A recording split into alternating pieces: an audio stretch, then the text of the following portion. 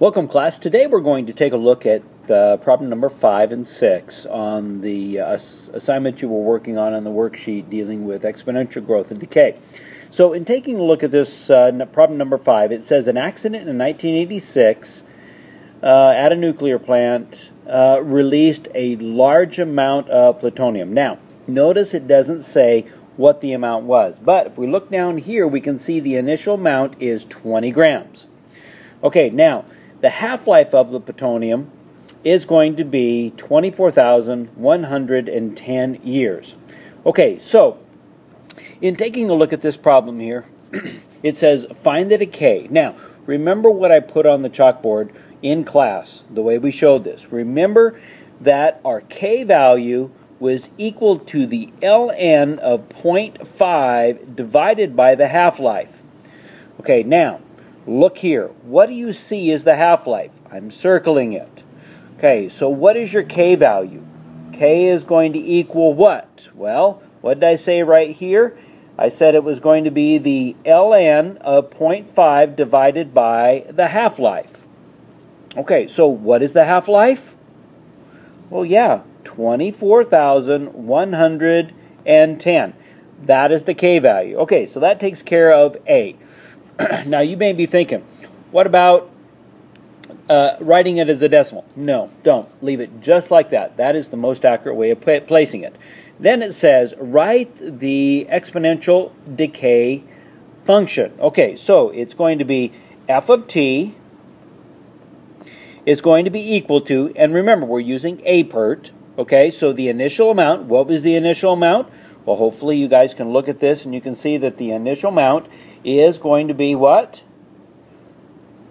Yeah, it's going to be, I put it right here, looks like it's going to be what? Yeah, right there, 20. So what's going to go right here? 20 times e raised to the kt or rt. What is my k value? And k is the same as r. It's your rate. So what is k? Well, that's what we put right there in place times the time.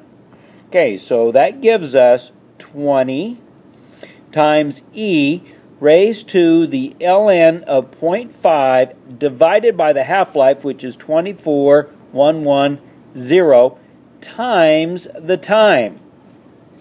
Okay, so there's our function.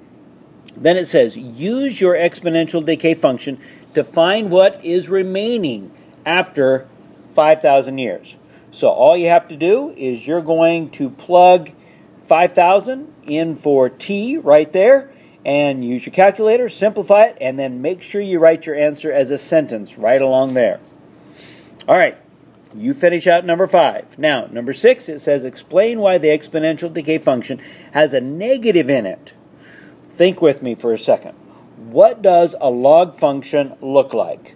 Doesn't a log function look, you know, if this is 1 right here, doesn't the log function look kind of like this?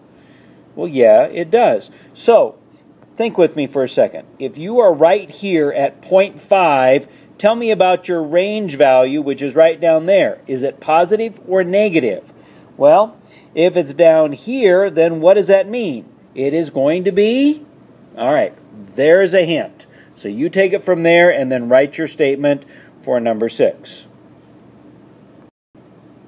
Okay, now let's take a look at getting you started on question number 1 on the second piece. Now, today, guys, I want you to make sure you have the first page, front and back, all done.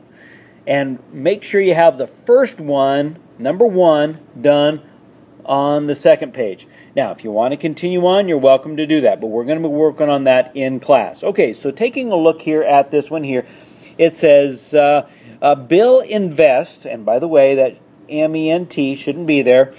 Bill invests $5,000 at 6% and it compounded continually. Now, here's your formula. Another way of writing is apert. A is equal to P times E raised to the RT. Okay, so there it is. So it says write the exponential growth function for time in years. So f of, what's my domain value? Well, hopefully you say it's going to be t. And that is equal to, okay, how much did he invest in the bank? Well, it says right here, he put in how much?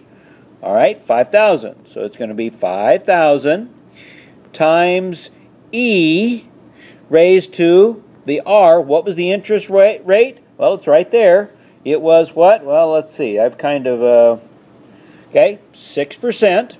Okay, so now don't put 6 up there. Nope, don't put a 6. Instead, put 0.06. And then, of course, it's times the time. So there's your function. Then it says, what will the value be after 8 years? Well, what do? You take that 8 and you plug it right in there and you simplify it out, then write your answer as a sentence and write it right in there. Okay, so now you can finish this problem. All right, guys, if you want to, continue to work through this. If you want to wait till class, that's awesome too. Okay, guys, I will see you in class. You have a great day.